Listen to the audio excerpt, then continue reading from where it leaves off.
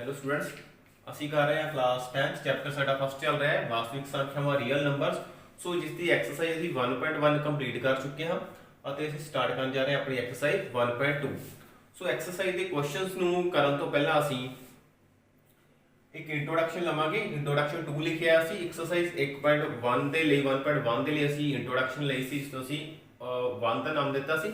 ਸੋ ਸਾਡਾ ਪਾਰਟ 2 ਹੋਵੇਗਾ, ਜਿਸ ਦੇ ਵਿੱਚ ਅਸੀਂ 1.1 ਦੇ ਵਿੱਚ ਯੂਕਲਿਡ ਵੰਡ ਐਲਗੋਰਿਦਮ ਦੀ ਗੱਲ ਕਰ ਚੁੱਕੇ ਹਾਂ। ਐਕਸਰਸਾਈਜ਼ 1.1 ਜਿਹੜੀ ਸਾਡੇ ਕੋਲ ਇਸ ਦੇ ਬੇਸਡ ਸੀਗੀ।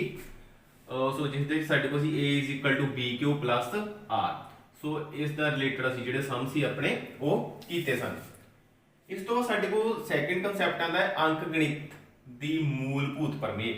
ਹੁਣ ਸਾਡੀ ਜਿਹੜੀ ਐਕਸਰਸਾਈਜ਼ 1.2 ਹੈ ਉਹ ਸਾਡੀ ਅੰਕ ਗਣਿਤ ਦੀ ਮੂਲਭੂਤ ਪ੍ਰਮੇय, ਜਿਸ ਨੂੰ ਅਸੀਂ ਕਹਿੰਦੇ ਹਾਂ ਫੰਡਾਮੈਂਟਲ ਥਿਊਰਮ ਆਫ ਅਰਿਥਮੈਟਿਕ, ਉਸ ਤੇ ਚਰਚਾ ਕਰਾਂਗੇ।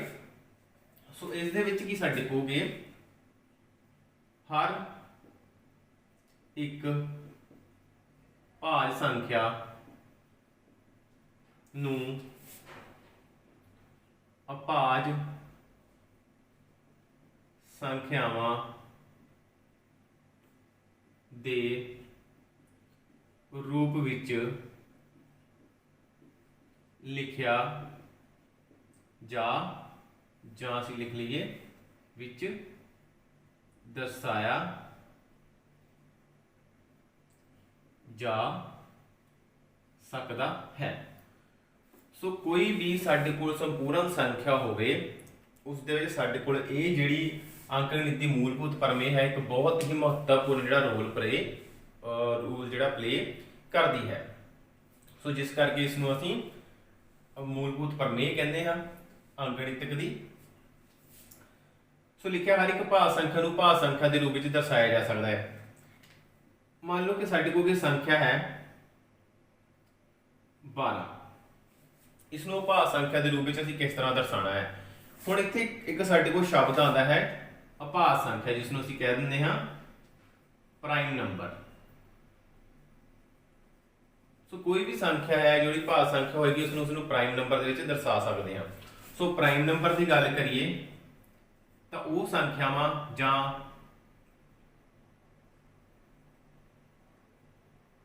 ਜਿਨ੍ਹਾਂ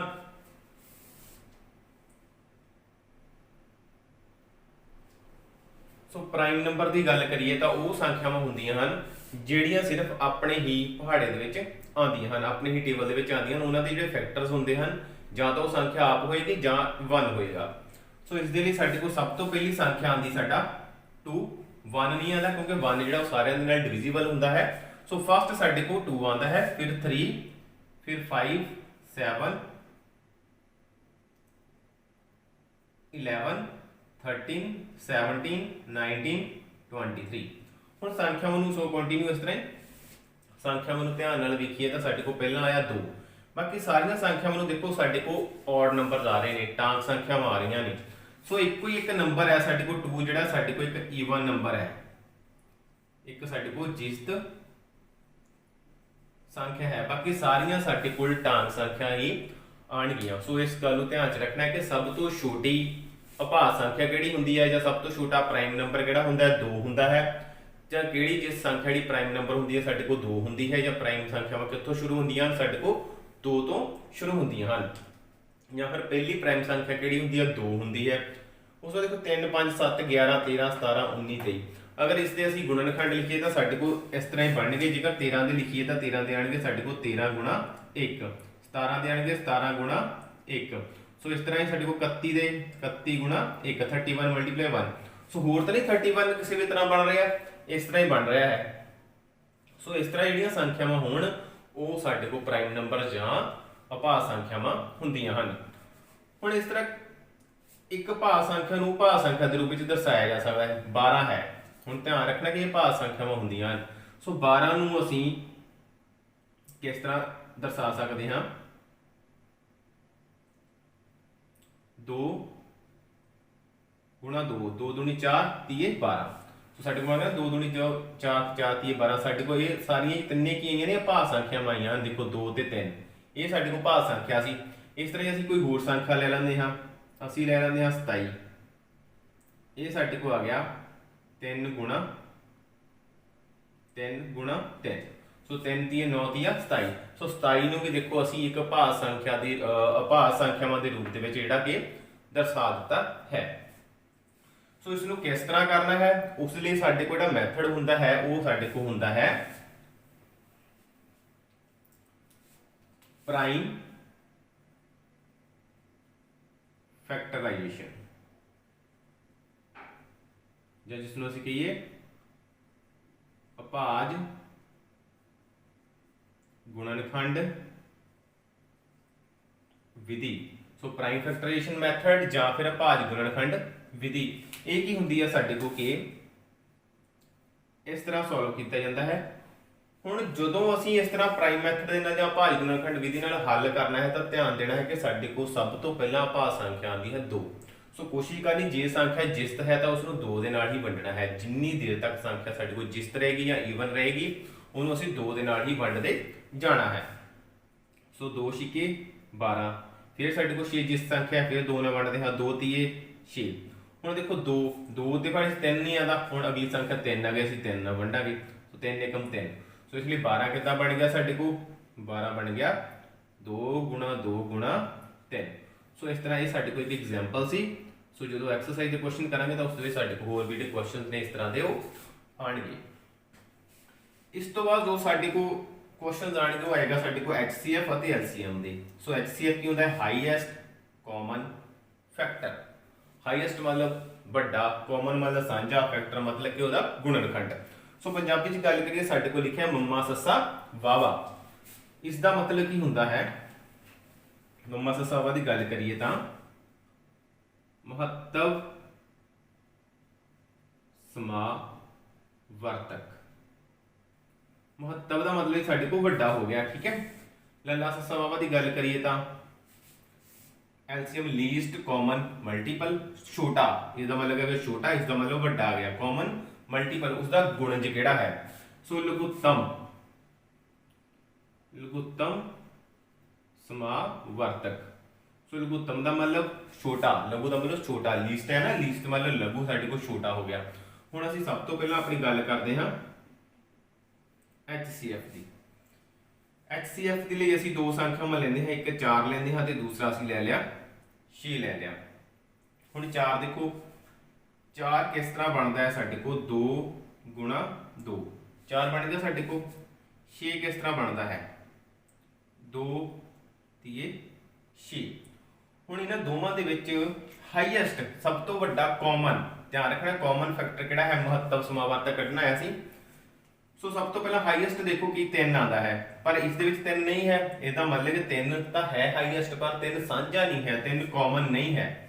ਇਸ ਲਈ ਹੁਣ ਇਸ ਵਿੱਚ 2 ਵੀ ਹੈ, ਇੱਧਰ ਵੀ 2 ਹੈ, ਕਲੀਅਰ। ਇਸ ਤਰ੍ਹਾਂ ਪੇਅਰ ਬਣ ਗਿਆ, ਇੱਥੇ 2 ਹੈ, ਇੱਧਰ ਨਹੀਂ ਹੈ, ਇੱਧਰ 3 ਹੈ, ਇੱਧਰ 3 ਨਹੀਂ ਹੈ। ਇਹ ਨਹੀਂ ਆਣਗੇ ਸਾਡੇ ਕੋਲ, ਦੋਵੇਂ ਅੰਕ ਜਿਹੜੇ ਉਹ ਨਹੀਂ ਆਣਗੇ। ਇਸ ਲਈ 4 ਅਤੇ 6 ਦਾ ਮੰਮਾ ਸੱਸਾ ਵਾਵਾ ਸਾਡੇ ਕੋਲ ਹੋਏਗਾ 2, ਸਾਂਝਾ ਆ ਗਿਆ ਨਾ 2, ਸਾਡੇ ਕੋਲ ਮੰਮਾ ਸੱਸਾ ਵਾਵਾ ਆ ਗਿਆ 2। ਹੁਣ ਜੇਕਰ ਅਸੀਂ LCM ਦੀ ਗੱਲ ਕਰੀਏ, ਉਹ ਵੀ ਅਸੀਂ 4 ਅਤੇ 6 ਦੀ ਹੀ ਗੱਲ ਕਰਾਂਗੇ। ਹੁਣ ਇਸ ਦੇ ਵਿੱਚ ਵਰਡ ਤੇ ਧਿਆਨ ਦੇਣਾ ਹੈ, ਸ਼ਬਦ ਕੀ ਆਉਂਦਾ ਹੈ, ਮਲਟੀਪਲ। ਫੈਕਟਰ ਦਾ ਮਤਲਬ ਦੇਖੋ, ਫੈਕਟਰ ਬਣਾਈ 4 ਕਿੱਦਾਂ ਬਣਦਾ, 6 ਕਿੱਦਾਂ ਬਣਦਾ ਹੈ, ਇਸ ਤਰ੍ਹਾਂ। ਹੁਣ ਮਲਟੀਪਲ ਦਾ ਮਤਲਬ ਜਦੋਂ ਅਸੀਂ ਟੇਬਲ ਲਿਖਦੇ ਹਾਂ, ਸੋ ਇਹ ਹੋ ਗਿਆ 4 ਤੇ ਇਹ ਹੋ ਗਿਆ 6। ਹੁਣ ਅਸੀਂ ਮਲਟੀਪਲ ਨੂੰ ਪੰਜਾਬੀ ਚ ਕਹਿ ਦਿੰਦੇ ਹਨ ਗੁਣਜ। ਹੁਣ 4 ਦੇ ਗੁਣਜ 4 ਏਕਮ 4, 4 ਦੂਣੀ 8, 4 ਤੀਏ 12, 4 ਚੌਕੇ 16, 4 ਪੰਜ 20। ਸੋ ਇਹਨਾਂ ਲਿਖ ਲੈਂਦੇ ਆ। 6 ਦਾ ਲਿਖਿਆ 6 ਏਕਮ 6, 6 ਦੂਣੀ 12, 6 ਤੀਏ 18, 6 ਚੌਕਾ 24, 6 ਪੰਜ 30, 6 ਛਿਕਮ 36। ਸੋ 4 ਦਾ ਥੋੜਾ ਹੋਰ ਲਿਖਦੇ ਆ, 4 ਛਿਕਾ 24, 4 7 28, 4 8 32, 4 9 36। ਹੁਣ ਇਹ ਦੇਖੋ ਕਿ ਅਸੀਂ ਸਭ ਤੋਂ ਪਹਿਲਾਂ ਕਾਮਨ ਮਲਟੀਪਲ ਦੇਖੀਏ। ਸਾਡੇ ਕੋਲ ਆ ਗਿਆ 4 8 12, ਇੱਧਰ ਵੀ 12, ਇੱਧਰ ਵੀ 12, ਕਾਮਨ ਮਲਟੀਪਲ ਆ ਗਏ। ਸੋ 24, ਇਹ 24 ਆ ਰਿਹਾ, ਇੱਥੇ 24 ਆ ਰਿਹਾ, 36 ਆ ਰਿਹਾ, 36 ਆ ਰਿਹਾ। ਸੋ ਅਸੀਂ ਇੱਥੋਂ ਤੱਕ ਹੀ ਲਿਖਿਆ ਹੈ ਟੇਬਲ, ਇੰਨੇ ਗੁਣ ਚ ਲਿਖੇ ਹਨ। ਹੁਣ ਇਹਨਾਂ 'ਚ ਦੇਖੋ ਸਾਡੇ ਕੋਲ 3 ਜਿਹੜੇ ਸਾਂਝੇ ਮਲਟੀਪਲ ਨੇ ਉਹ ਆ ਰਹੇ ਹਨ, ਸਾਂਝੇ ਗੁਣਜ ਜਿਹੜੇ ਨੇ ਉਹ 3 ਆ ਰਹੇ ਹਨ। ਪਰ ਅਸੀਂ ਗੱਲ ਕਰਨੀ ਹੈ ਲੀਸਟ ਲਘੂ ਛੋਟੇ ਦੀ। ਸੋ ਇਹਨਾਂ ਸਾਰਿਆਂ ਦੇ ਵਿੱਚੋਂ ਅਸੀਂ ਗੱਲ ਕਰੀਏ 12 24 36 ਚੋਂ ਛੋਟਾ ਕਿਹੜਾ ਹੈ ਸਾਡੇ ਕੋਲ 12 ਆ ਰਿਹਾ ਹੈ। ਸੋ ਇਸ ਲਈ ਸਾਡੇ ਕੋਲ 4 ਅਤੇ 6 ਦਾ ਲੱਲਾ ਸੱਸਾ ਵਾਵਾ ਕੀ ਆਉਂਦਾ ਹੈ 12। ਸੋ ਮਤਲਬ ਕੋਈ ਵੀ ਸੰਖਿਆ ਦਿੱਤੀ ਗਈ ਹੈ ਉਸ ਦਾ ਪਹਾੜਾ ਲਿਖ ਲਾਂਗੇ ਅਸੀਂ, ਠੀਕ ਹੈ। ਜਿਸ ਤਰ੍ਹਾਂ 4 ਤੇ 6 ਦਾ ਲਿਖਿਆ ਉਸ ਵਿੱਚ ਜਿਹੜੀ ਸਭ ਤੋਂ ਪਹਿਲਾਂ ਸਾਡੇ ਕੋਲ ਸਾਂਝੀ ਸੰਖਿਆ ਆ ਜਾਂਦੀ ਹੈ ਉਹ ਸਾਡੇ ਕੋਲ ਦਾ ਲੱਲਾ ਸੱਸਾ ਵਾਵਾ ਜਾਂ LCM ਜਿਹੜਾ ਉਹ ਹੋਵੇਗਾ। ਸੋ ਇਹਦਾ ਮੈਥਡ ਹੋਰ ਵੀ ਹੈ, ਤੇ ਪ੍ਰਾਈਮ ਮੈਥਡ ਦੇ ਨਾਲ ਵੀ ਅਸੀਂ ਇਸ ਨੂੰ ਹੱਲ ਕਰ ਸਕਦੇ ਹਾਂ HCF ਨੂੰ LCM ਦੇ ਨਾਲ, ਪਰ ਅਸੀਂ ਇੱਥੇ ਕਨਸੈਪਟ ਕਲੀਅਰ ਕਰਨਾ ਸੀ ਤੇ ਉਹ ਅਸੀਂ ਆਪਣਾ ਕਰ ਲਿਆ ਹੈ। ਸੋ ਇਹ ਸੀ ਸਾਡੀ ਇੰਟਰੋਡਕਸ਼ਨ ਦੀ ਕਲਾਸ 2, ਜਿਸ ਦੇ ਵਿੱਚ ਅਸੀਂ ਯੂਕਲਿਡ ਵਾਲਾ ਪਹਿਲਾਂ ਕਰ ਚੁੱਕੇ ਹਾਂ। ਉਸ ਨੂੰ ਮੂਲਭੂਤ ਪ੍ਰਭਾਵਿਤ ਦੇਖੀ ਹੈ ਅਸੀਂ ਅੰਗਣਿਤ ਦੀ, ਫਿਰ ਅਸੀਂ HCF ਤੇ LCM ਵੇਖਿਆ ਕਿ ਕਿਸ ਤਰ੍ਹਾਂ ਅਸੀਂ ਜਿਹੜਾ ਕਿ ਹੱਲ ਕਰਦੇ ਜੇ ਉਹਦਾ ਕਨਸੈਪਟ ਜਿਹੜਾ ਸਾਡਾ ਕੀ ਹੁੰਦਾ ਹੈ। ਸੋ ਹੁਣ ਇਸ ਕਲਾਸ ਤੋਂ ਬਾਅਦ ਅਸੀਂ ਆਪਣੀ ਐਕਸਰਸਾਈਜ਼ ਦੇ ਕੁਐਸਚਨਸ ਕਰਾਂਗੇ। ਸੋ ਉਮੀਦ ਕਰਦਾ ਹਾਂ ਜਿਹੜੇ ਇੰਟਰੋਡਕਸ਼ਨ ਦੀ ਕਲਾਸ ਆ ਤੁਹਾਨੂੰ ਕਲੀਅਰ ਹੋ ਗਈ ਹੋਵੇਗੀ। ਸੋ ਸਾਰੇ ਬੱਚਿਆਂ ਨੇ ਇਸ ਕਲਾਸ ਨੂੰ ਇੱਕ ਵਾਰ ਨਹੀਂ ਸਮਝ ਆਉਂਦੀ 2 ਵਾਰ ਜ਼ਰੂਰ ਵੇਖਣਾ ਹੈ ਤਾਂ ਜੋ ਤੁਹਾਨੂੰ ਕਨਸੈਪਟ ਜਿਹੜਾ ਕਲੀਅਰ ਹੋ ਜਾਏ। ਸੋ ਥੈਂਕ ਯੂ, ਮਿਲਦੇ ਹਾਂ ਨੈਕਸਟ ਕਲਾਸ ਦੇ ਵਿੱਚ ਆਪਣੀ ਐਕਸਰਸਾਈਜ਼ 1.2 ਦੇ ਕੁਐਸਚਨਸ ਦੇ ਨਾਲ।